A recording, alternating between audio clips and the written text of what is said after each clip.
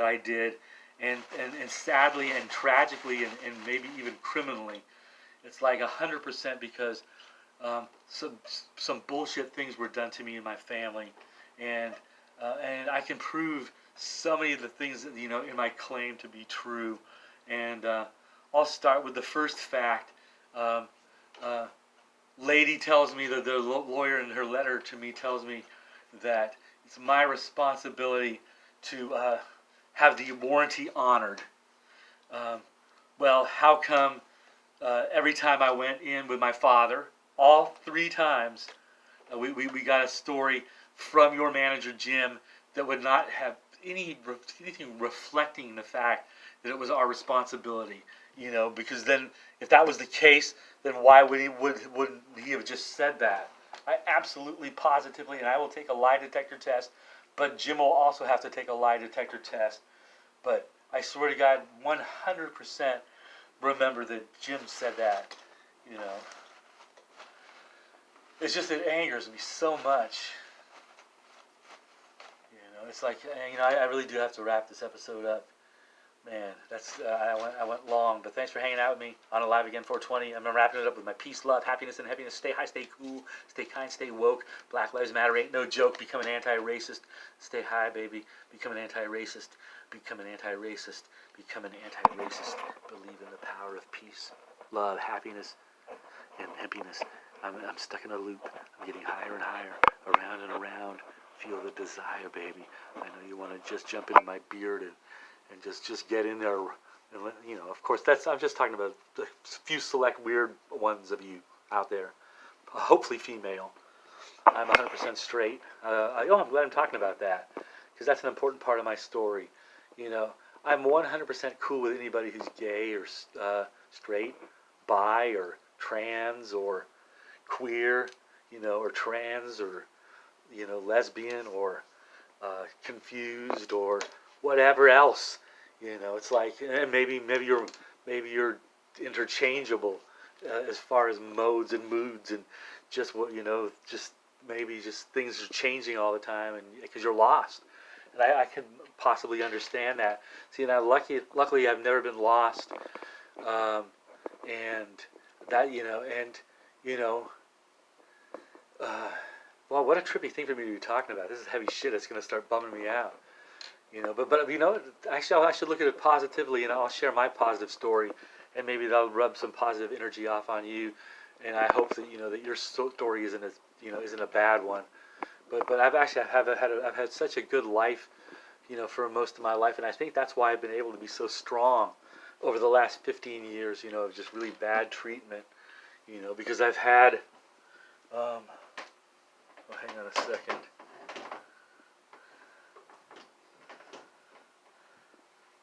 I just forgot what I was talking about. I do have to wrap this up anyway. But I don't know. I just used to. Wow, I'm pooped. I got to stop and I got to rewatch this and finally do that re-recording and go get some food to eat and all that stuff. But you know what? That was a ramble that might go down in history. And thank you, my friend, for being one of the first to subscribe and to hang out and to give me a thumbs up or a like, because I'm going to definitely try to get this on the WeTube as well. I love YouTube, man. YouTube's my favorite in the world, and I'm so glad they're being gracious enough to allow me to be on their platform. It's I know I'm a cannabis-themed dude, I believe, but I believe that marijuana is a cool, groovy, magical medicine. And I think I can present the case to be so true for that, and possibly maybe even change history a little, because I have a lot of great ideas for how to improve this planet, how to make this a much fairer world, and of course, it's like it has a lot to, and thinking about it is now fucking suddenly crushing me, but, a lot of it has to do with the oligarchs, being a lot more generous, understanding that they can afford to give up at least about another 25% of their wealth, for the rest of their lives. And in doing so, they're going to not feel any negative difference at all. They're going to actually feel a positive difference, and I guess that's my real point. The loss that they're going to feel financially, okay, maybe they'll lose, like, instead of 18 cars, okay, they've got 16 cars or 15 cars. Okay, so and it's, instead of like 4 jets, they've got 3 jets. And instead of being able to go on vacation every single day of the year in the most fancy places in the world, well, you know what? Maybe 25% of the time they'll just have to hang out in normal places like Paris, France, at a 5-star, hotel, in one of, like a beautiful city like Rome, or Paris, or Morocco, or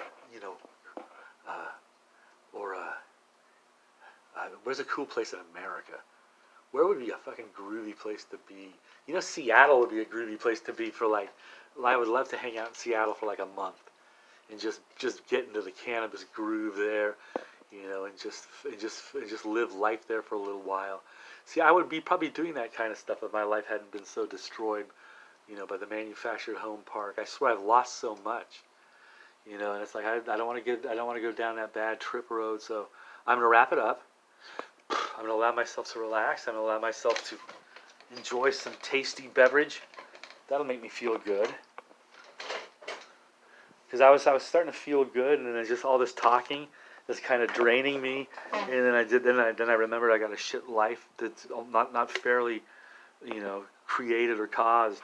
My life's been destroyed, and it's like I keep suffering. I've been suffering every single day for the past 15 years.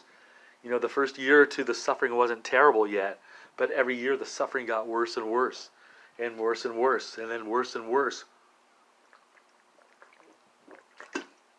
It's just stacking crap on top of me by not doing thing after thing after thing, and then adding another thing of not doing it, and then not doing it, and then some of these things so bad that you cost my family at least $100,000 in cash, actually closer to $120,000 cash since the eviction of my brother, which, by the way, you guys 100% caused and created, and 100% would not have happened had you guys not poured a giant hill of river rock, right across the street from us. We've been living there for about 2 or 3 years.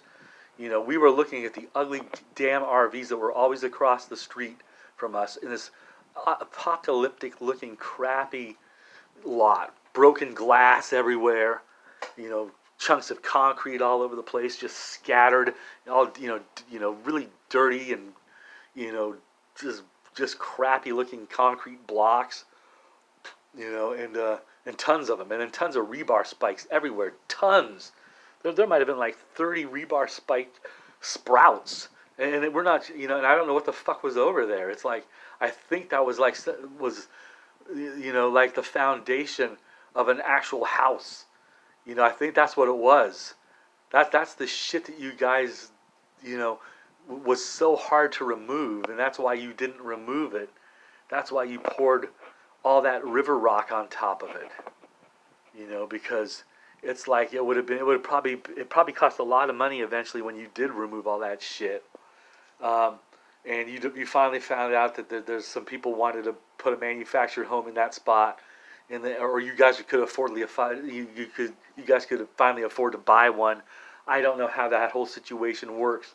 I just know that no matter what, you guys benefited from it, and you did it at the suffering of my family, my family's health, my family's safety, my family's security, my family's credit, my family's future, my family's happiness, my family's physical health, mental health, emotional health, my family's, me and my fiance's sexual health, our well-being in every facet, in every manner. Julie, I swear to God, honey, this is, I'm remembering amazing thoughts of when we used to be in love and for real, and when I was working in my brain. You know what I mean. I've always been a hard-working person, and you know that about me. And that's another part of my story.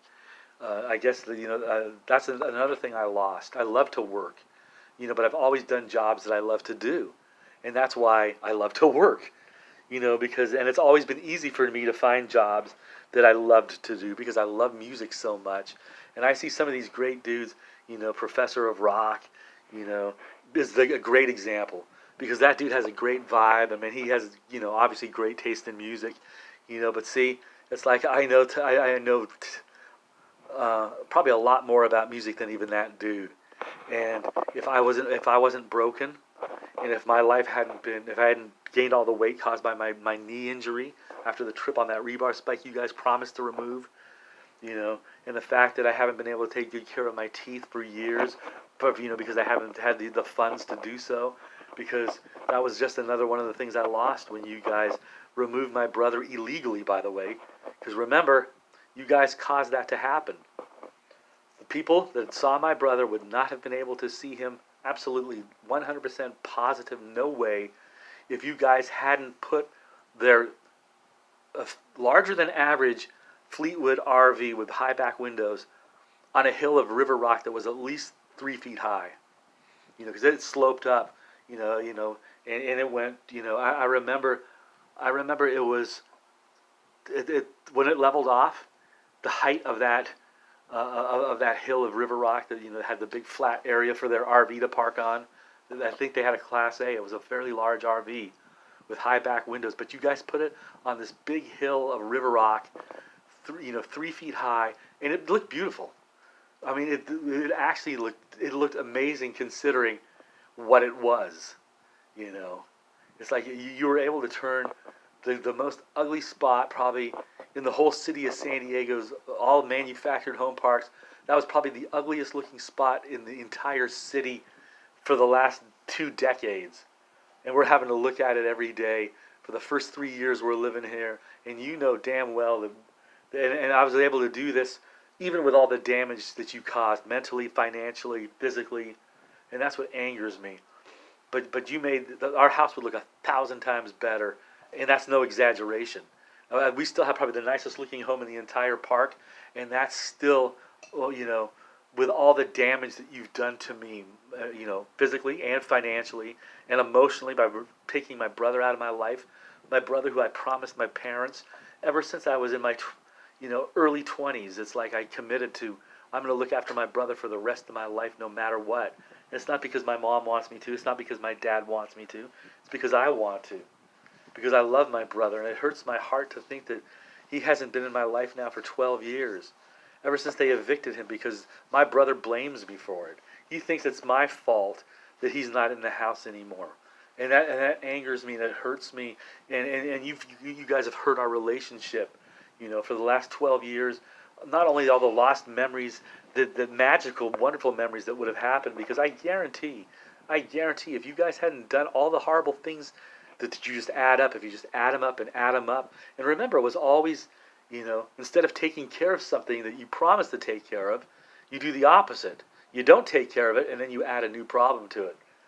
So it's just stacking the problems on top of each other, and just breaking me down. And the big one being evicting my brother, costing us at least $1,000 a month. When I added up very carefully every little factor for my brother having to pay $500 a month for rent, and then he's got to pay, like for his cable and his utilities, and his phone, and talking water and and electricity and gas and all that stuff.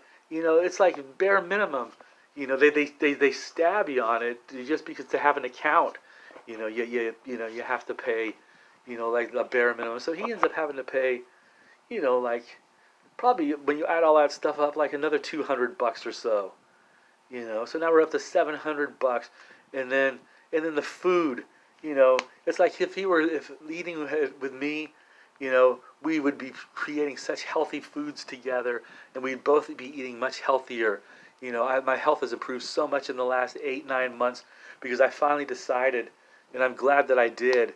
And it's thankfully to the worst thing that's ever happened in the history of the world, and somehow it magically benefited me. And that breaks my heart, and that makes me want to cry in a way. Because I think if COVID-19 hadn't happened, I would be dead now, literally. And that's the God honest truth, and that fucking scares the fuck out of me. But It's like if it weren't for COVID-19, it's like it's the only way. Of the last 9 months, I've done so much healing physically, and I've lost a lot of my health in the last 1 month. I've been evicted for a month now. It's like and I take that back. I've been evicted for a month, but I've been stressed about it for like more than 4 months. And actually more than a year, to be honest. It's like way more than a year. It's like this has been going on for a long time. It's just when I say the last 6, 7 months, I'm talking about the COVID era. Well, especially when it started getting bad. Like the first week or two of the COVID, it wasn't like, things hadn't been, my life hadn't been affected quite yet by that. But then I was about to, finally get all this stuff together and present my story. All the stuff that I've been talking about in the last, hour and a half or so.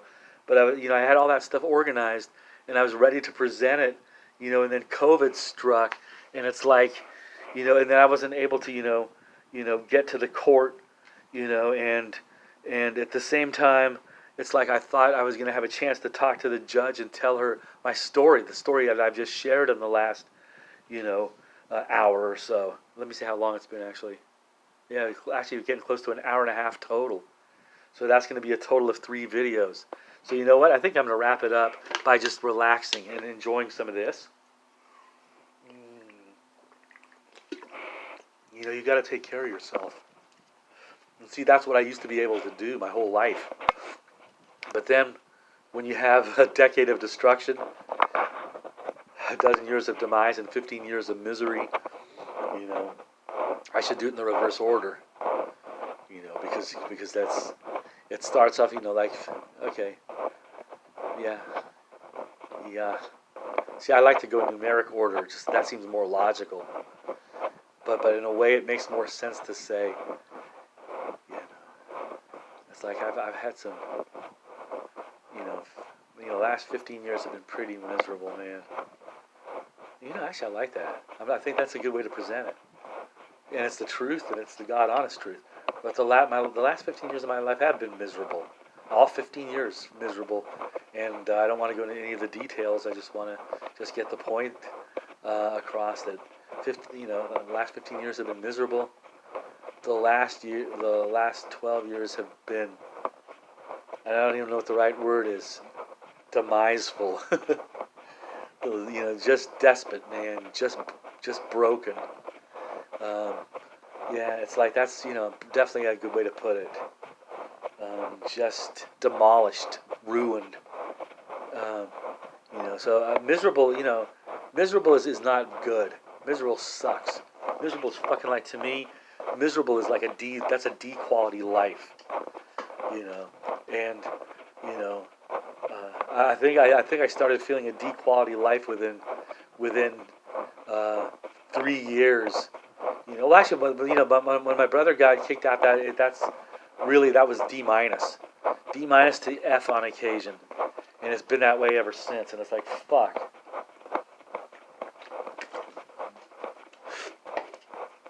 My brother and I, we would have made so many wonderful memories, and he had the health at the time to do it still. It's going to be harder and harder for him now, especially with COVID-19 now, going on. So that might not be an option for years. But to go to Disneyland, we used to do that stuff all the time, But over the last, especially the last 12 years, we weren't able to do it at all. None of us. It's like for God's sakes, I would have gone to Disneyland with Julie, and like every year even, and with Zane too. With just like, and we'd have a nice electric vehicle. I guarantee we'd have a Tesla. I guarantee it. And I'm not exaggerating by saying this stuff. And see, I guess that's a good point. And that's not a fantasy. That's the reality that you stole from me and my family. And that's just criminal. And it's like I was never thinking about suing you guys for anything. But now it's like you've unleashed a lion. It's like I've been a lamb for the last 15 years. But it's like I'm fighting back finally. I'm revealing the truth, and I'm just going to let the whole world know. And if you guys aren't cool, then I'm gonna, in the comments eventually I'm gonna put the details. And this not it is a threat, but it's not a threat because it's like if if you guys want to fuck me that badly, then I'll have a right to put your name, and your address and your phone number. It's like you have no way of stopping me from doing that. I'll have 100% right in the comments to leave the name of your company and just let the whole fucking world know how evil you fuckers are. Because everything you've done has been destructive in my life. Everything has ruined it. And I've come to you over and over and over to fix problem after problem after problem. And you promise and you promise and you promise, but you never and you never and you never do it. And then you end up like just making things so bad for me that it's like you break me so badly that I can't even defend myself anymore.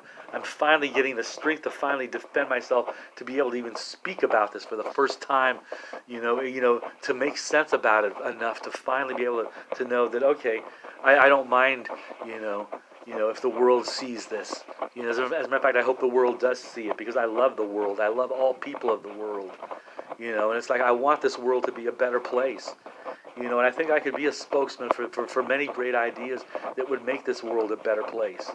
It's like, you could take a Paul McCartney, Stevie Wonder song like Ebony and Ivory, and there's some beauty to that song, and then Three Dog Night, the song Black and White, and then the Michael Jackson song. It's kind of that's a scarier thing, that's not the vibe I'm grooving to, but still a good message.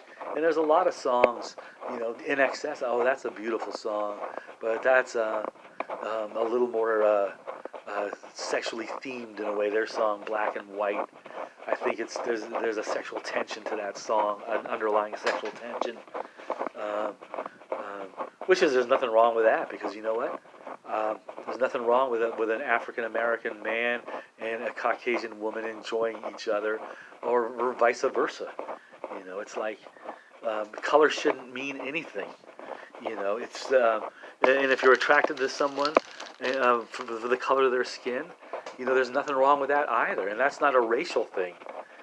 That's I find people of all colors to be beautiful. It's like, so I guess that's why for me, I wouldn't have a problem with anybody, only being attracted to a certain couple shades maybe, and not really being attracted to any other type of shades. But to me, there's a little fear there, maybe just some closed-mindedness happening, because maybe of the way they were raised, or brought up, and I guess it's all the way our minds are formed when we're young. I think it's an important factor, in someone's personality and their credibility as a person.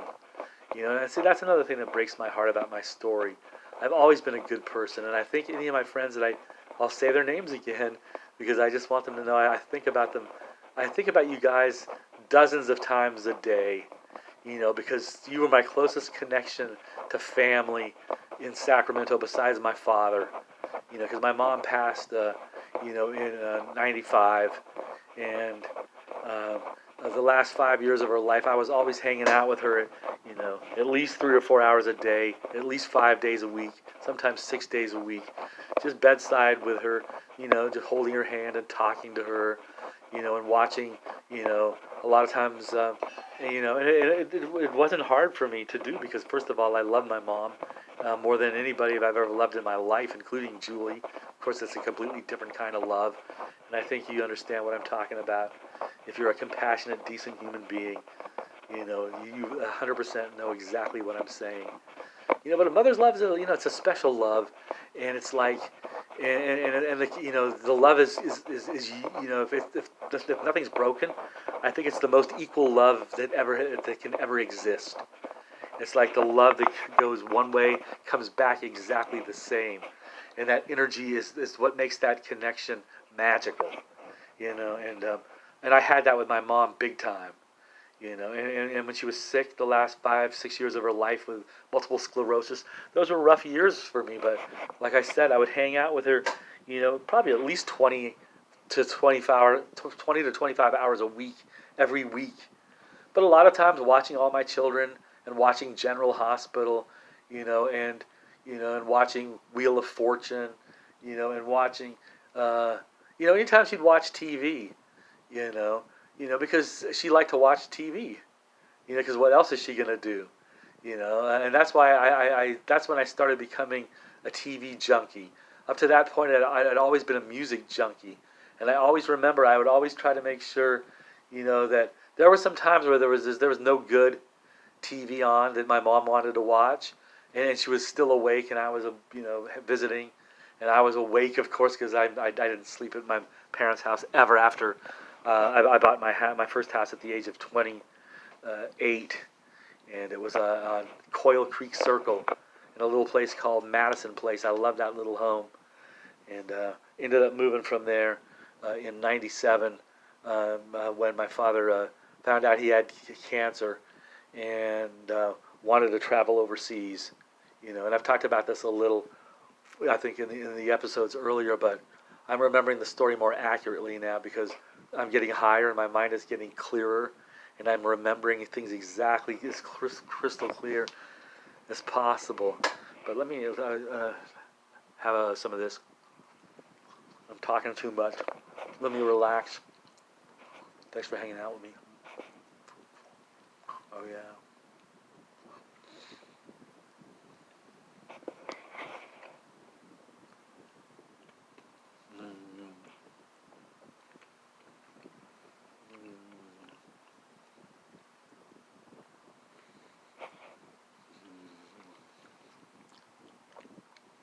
Good stuff. I will give them a plug.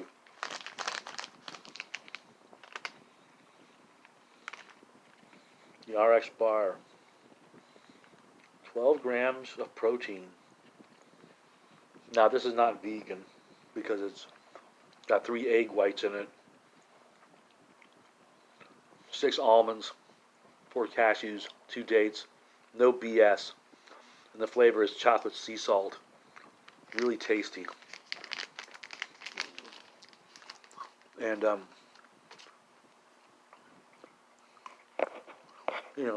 I'm hoping, actually, let me see how organic this is. Because egg whites, that's about the least offensive. That's almost like you're walking the line of being, you're almost a vegan, if that's the only thing you're doing wrong. Except I do have cheese. Except as soon as my life gets fixed, I guarantee you, I'll be having vegan cheese. And that's another thing that pisses me off about everything. Every little aspect of my life over the last 15 years has been majorly affected and majorly hurt, by your company doing all the mistreatment that you've done, from selling us a broken house with 4 missing jacks underneath it, and the worst job ever done in the history of his career, according to Tom. I talked about him earlier, but he was shocked, and he kept telling me, "My God, I can't believe it. Half the jacks underneath your house are so old, they're super rusted. They're at least twice as old as the other half. And the other half are the worst, cheapest, crappiest, bargain basement bullshit jacks made. They're bottom of the barrel all the way." And he said, and none of the jacks are positioned even close to the right place, to be beneficial. And there's 4 jacks missing, an entire row. And no wonder the house was falling apart. And see, that's the bullshit about you guys. That's why you guys didn't honor the warranty, because that's what I'm predicting. That's what I'm guessing. I do not know that to be true, but I'm just thinking I could never figure out why you guys wouldn't honor the warranty. It's like we came to you 3 times, and I've talked about that earlier, but I never finished that story, so I'm glad I'm finally getting around to it. I think this is the first time I'm actually getting around to it. But we came to you about 6 months into our owning the house. That's when things really started getting like screwy. Doors not opening or closing hardly unless you really force them. Windows not opening and closing properly unless you put a ton of WD-40 in there. Windows rattling all the time because the wind blows them, and strong enough to just shake them, and they're rattling, and and cold air is coming through and hot air is coming through, just whatever the opposite of the outside is, and we're trying to keep our house as cool as possible, but it's like Thank God electricity prices weren't as bad back then. We finally got the house leveled. We paid close to $3,000 for a company to come out, and I talked about him earlier. I'll say hello to Tom one more time. And if he wants me to include his information in the notes, then I will do so. So if you see them, in the comment below, I will definitely put like a whole summary about, what the hell this whole, set of videos is about. There's going to be at least 3. There might even be 4 in this little mini series, which might go down in history.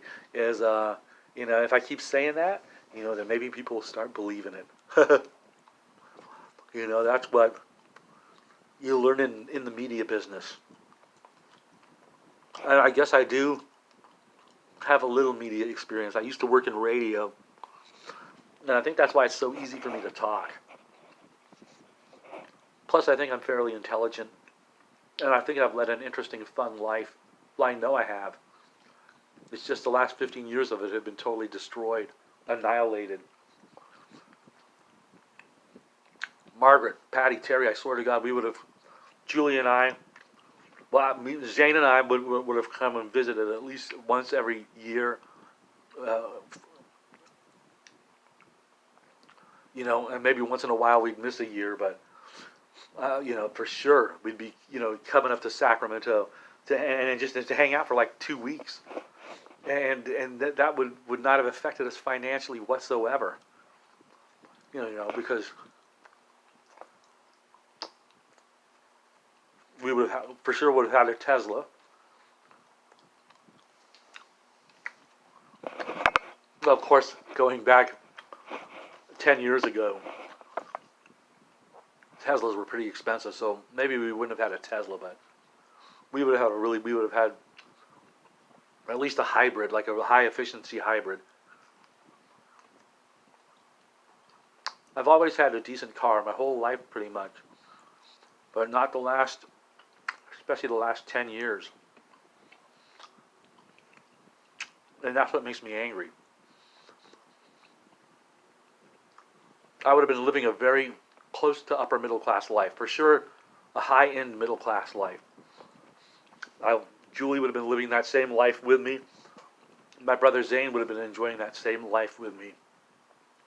And all our friends would be sharing that life with us on occasion. Because we would be having get-togethers all the time. That's the life that I had envisioned and planned on having, seriously, and you just guys made it impossible for all that to happen. It's like the more I think about it, the angrier I get about it. And the more I realize, holy shit, it's like I better sue you guys for every fucking penny you guys have. Especially if you don't back off, and come to some kind of agreement, some kind of settlement. Because I just have too much evidence against you guys, most of it proving that you're extremely inept. You can deny that I didn't ask you to remove the rebar spike 5 times. You can deny it, but again, lie detector tests. For anybody that says whatever they fucking want to say.